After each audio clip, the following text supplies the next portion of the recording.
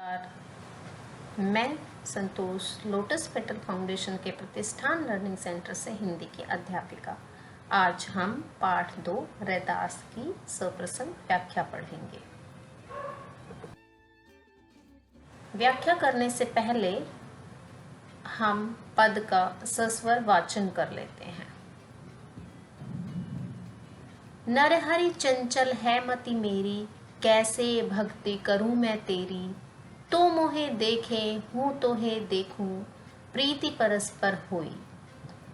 तू मोहे देखे तो ही न देखूं, यह मति सब बुद्धि खोई। सब घट अंतर रमसी निरंतर, मैं देखन नहीं जाना। गुण सब तोर मोर सब ओगुण, कृत उपकार न माना। मैं ते तोरी मोरी समझी सु, कैसे करे निस्तारा। कह रैदास कृष्ण करुणा में, जय जय जगत आधारा। अब हम पहले प्रसंग करेंगे।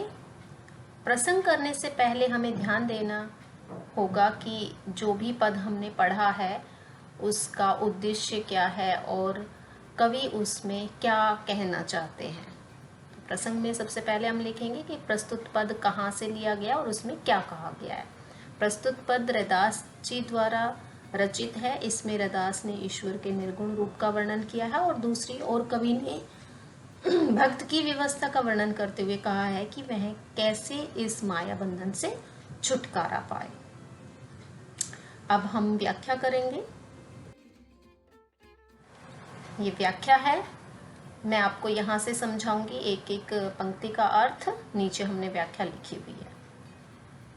जैसे यहाँ पे कवि कहते हैं कि नरहरि चंचल है मति मेरी। हे प्रभु, मेरी मति जो है, मेरी जो बुद्धि है वो बहुत ही चंचल है, इसलिए मुझे समझ नहीं आ रहा है कि मैं आपकी भक्ति कैसे करूं। तो मोहे देखे हो तो हे देखूं, प्रीति परस्पर होई।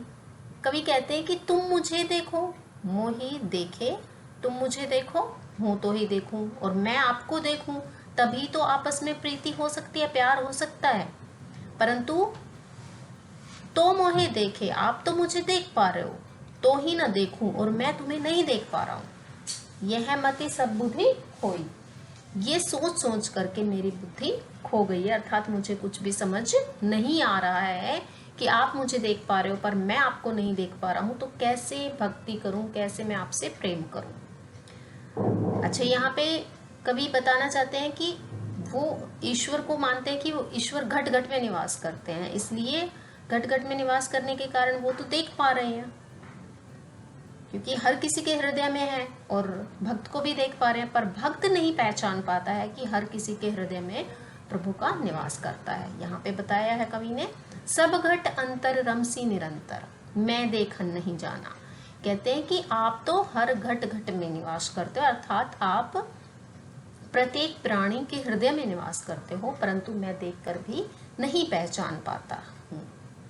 गुण सब तोर मोर सब अवगुण, आप में बहुत सारे गुण हैं, आप तो गुणों के भंडार हैं, पर मैं अवगुणी हूँ, इसलिए मैं हर आपके रूप को नहीं पहचान पाता हूँ। कृत उपकार न माना, आपने बहुत बार हम पे उपकार किया है, परंतु मैं आपके उपकार को भी नहीं समझ पाता हूँ। मैं ते तोरी मोरी समझी सू, कि मैं तो इस संसार में तेरे मेरे अपने पराए इसके बंधन में फंसा हुआ हूँ। कैसे करे निस्तारा, निस्तारा का मतलब छुटकारा, मैं अपने पराए मोह माया के बंधन से कैसे छुटकारा पाऊं। कह रैदास कृष्ण करुणा में, जय जय जगत आधारा। रैदास कवि जी कहते हैं कि हे कृष्ण करुणा में, हे जगत के आधार, आपकी सदा ही जय हो। हम पढ़ लेते हैं कि काव्य सौंदर्य हमें कैसे करना है। अगर यही पद दे दिया जाए और इसके विषय में कहा जाए कि काव्य सौंदर्य करिए, तो हम कैसे करेंगे। तो काव्य सौंदर्य का अर्थ होता है इस कविता की सुंदरता हमें बतानी। इस काव्य, इस पद की सुंदरता क्या है। इस पद की सुंदरता है कि कवि रैदास जो है वो निर्गुण ब्रह्म के भक्त है, निर्गुण ब्रह्म की भक्ति उन्होंने की है, और इसकी झलक हमें कहाँ मिलती है, हमें इस पंक्ति में मिलती है, सब घट अंतर रमसी निरंतर, मैं देखन नहीं जाना। दूसरा इसके अंदर हमें मिलता है कि कवि ने अपनी बुद्धि को चंचल कहा है, और चंचल किस प्रकार कहा है, देखो, नर हरि चंचल है मति मेरी। तो इस तरह से ये दो विशेषताएं हैं। इसके अतिरिक्त हम पाठ का जो हमने अभी पद जो पढ़ा है उसकी जो व्याख्या है उसको भी इसके अंतर्गत लिख सकते हैं। थोड़ा बहुत व्याख्या और थोड़ा सा काव्य सौंदर्य लिख पाए। धन्यवाद। आज का पाठ यहीं तक। अगले पाठ में हम दूसरा पद पढ़ेंगे। तब तक के लिए नमस्कार।